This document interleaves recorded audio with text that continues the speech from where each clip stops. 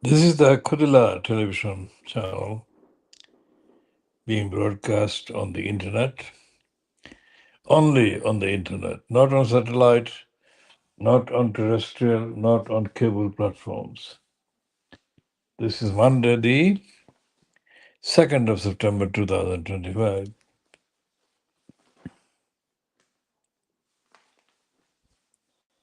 The continued promotion of Narendra Modi against Donald Trump is going on today as well in the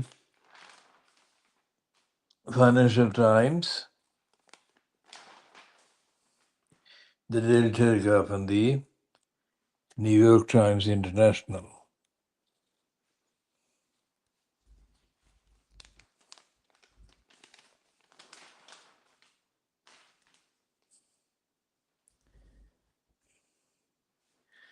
And there is this article, International Business, the FTB Greed has got a piece called The Struggles of the Amazon of Africa.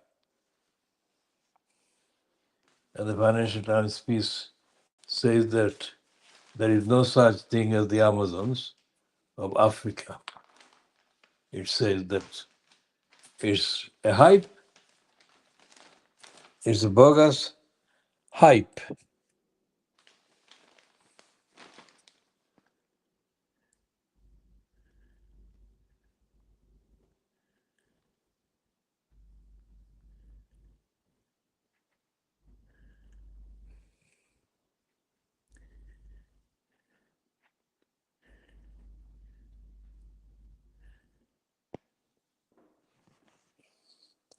And it's a piece written by Anu Adeoye, A-A-N-U, Adeoye, A-D-E-O-Y-E.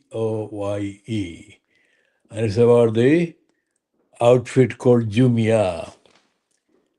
6 years after a high-profile listing that was one of the biggest ever in the region, Jumia is still trying to prove it can be profitable business rather than a relic of the era of cheap money and tech optimism. This is about the so-called Amazon of Africa.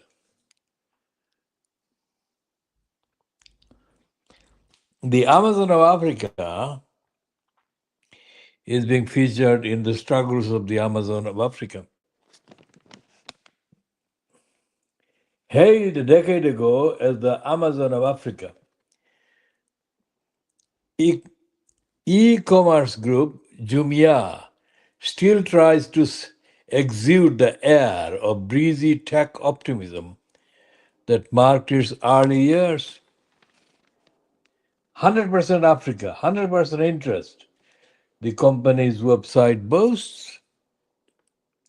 Yet since its much heralded 2019 listing on the New York Stock Exchange, when it was the largest African IPO outside of the energy sector, Jumia has launched from one crisis to another as it has struggled with the glare of the public markets. By November 2022, Jumia was losing money hand over fist, and its share price had fallen about 70% since its listing, as concerns mounted over whether it would ever make a profit. Francis Dufay, a former McKinsey consultant from France, was promoted to take over running the company and given an explicit goal of setting the business on a clear path to profitability. Since taking the helm, Dulé, who has been with the group since 2014, has helped to stabilize the situation. Losses have narrowed, Jumia recorded an operating loss of $16.5 million in its most recent results, down from 18% year on year, down 18% year on year. The company now hopes to achieve profitability by 2027. And it's not something that can be read profitably throughout the long read of the FP, which long read concludes,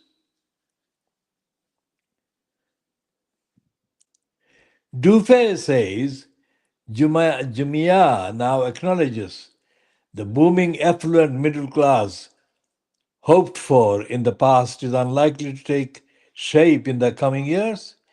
Instead, the company has recalibrated its expectations and is now proud to serve Africa's real middle class, which, as he described it as it are people earning between $200 and $300 a month.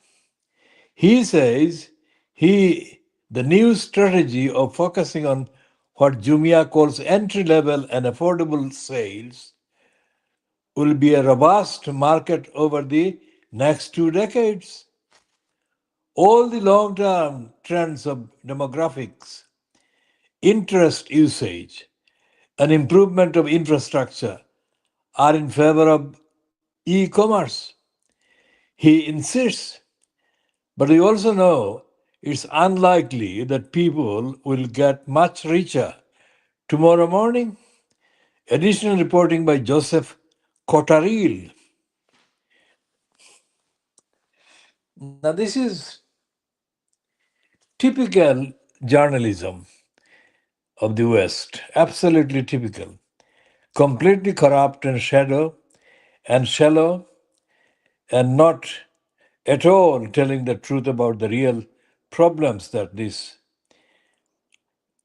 crisis ridden Jumia exhibits. And that crisis is overall lack of accountability, overall lack of credibility, overall lack of credential, reliable dependability by both sellers and buyers in Africa.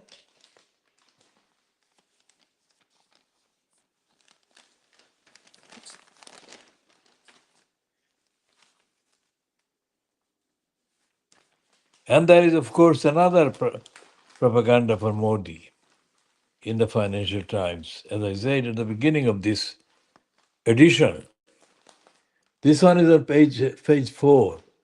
It's about oil purchases. Under international, it says Modi, that is Narendra Modi of Gujarat. Narendra Modi hails India's energy ties with Russia, which is absolutely bound to make Donald Trump even more harsh towards India. Premier's meeting with Putin comes in defiance of Trump tariffs pressure. It's a report by Andres Shipani in Dhaka, Joe Leahy in Tianjin, and Anastasia Strognay in Berlin. Now this is a funny combination. Dhaka and Tianjin and Berlin. Why are they using locations like that for an item about Modi? Let's see what it says.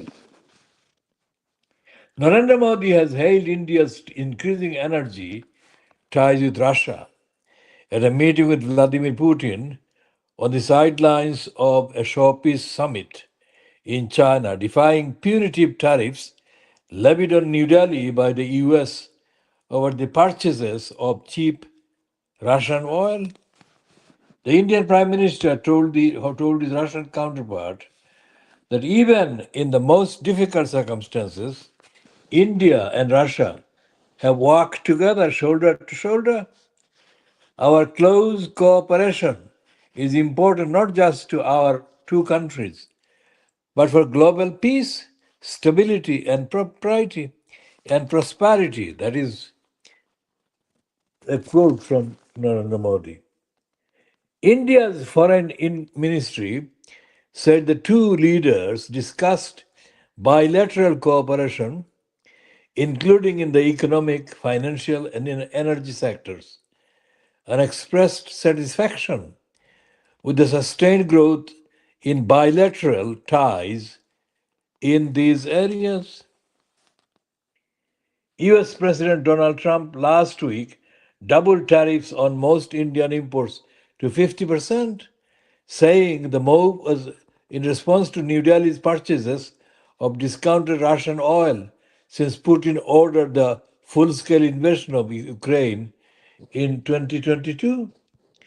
Dmitry Peskov, Kremlin spokesperson, said Putin had spoken one on one with Modi for an hour in the Russian president's limousine before the two leaders held talks together with their delegations.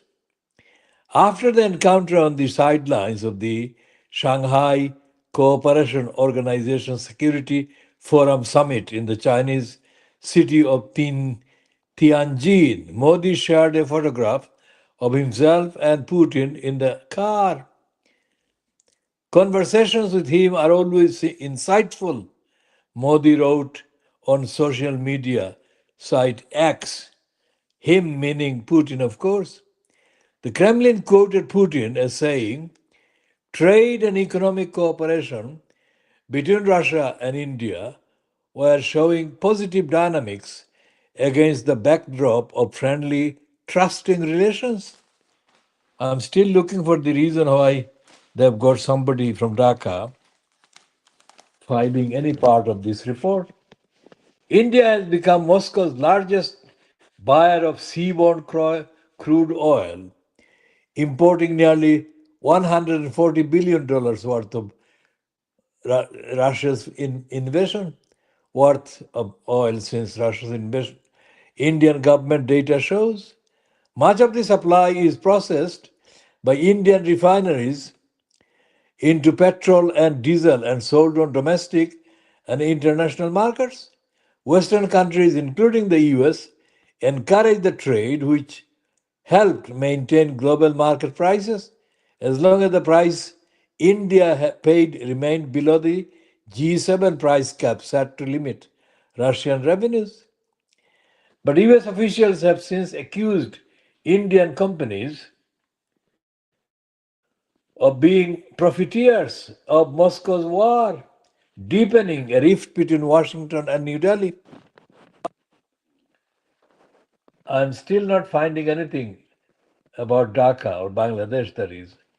In a post on his Truth Social platform yesterday, that would be Monday, the 1st of September, Trump complained that India bought most of its oil and military products from Russia, very little from the USA. Modi and Putin have spoken twice by phone since Trump first threatened India with a 50% tariff last month. S. Jaishankar, Indian Foreign Minister, and Ajit Doval, National Security Advisor, have also met Putin in Moscow, while the Russian president is expected to visit India this year.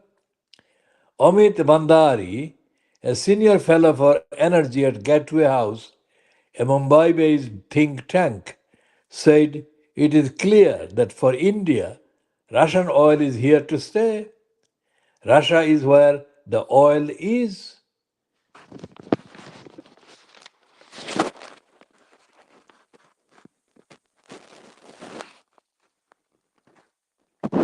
Now, Giorgia Meloni of Italy rejects French claim Italy is luring French expatriates with low taxes.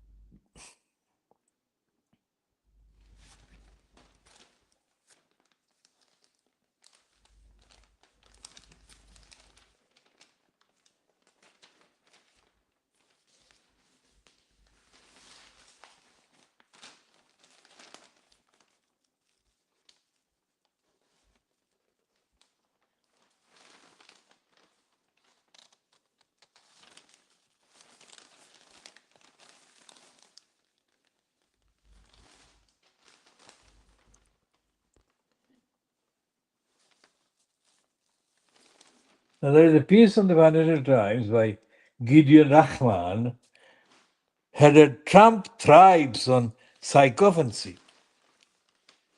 That could not be more true, absolutely true.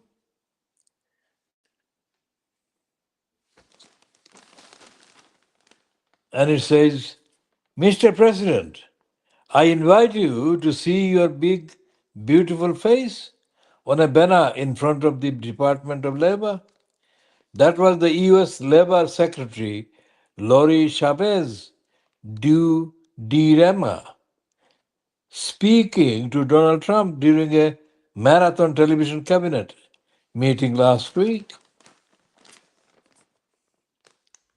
Trump's appetite for praise is insatiable. His officials have demeaned themselves one by one. Steve Witkoff, Trump's hapless press peace envoy, told the president that he was the single finest candidate ever for the Nobel Peace Prize. Scott Bessant, Treasury Secretary, gushed, "You have saved this country." The insistence on absurd and public flattery for the leader is a hallmark of authoritarianism. Nicolae Ceausescu, the former dictator of Romania, was referred to in the official media as the genius of the Carpathians. Stalin's henchmen were fond of paying tribute to his guiding genius. This kind of enforced sycophancy is not just ridiculous, it is dangerous. It signals that a megaphone, that a megalomaniac, I'll read that again. This kind of enforced sycophancy is not just ridiculous, it is dangerous. It signals that a megalomaniac is in charge and that nobody feels able to stand up to him. In such a climate, Trump's every whim will be indulged. Send the National Guard into Washington. Send the National Guard into Washington?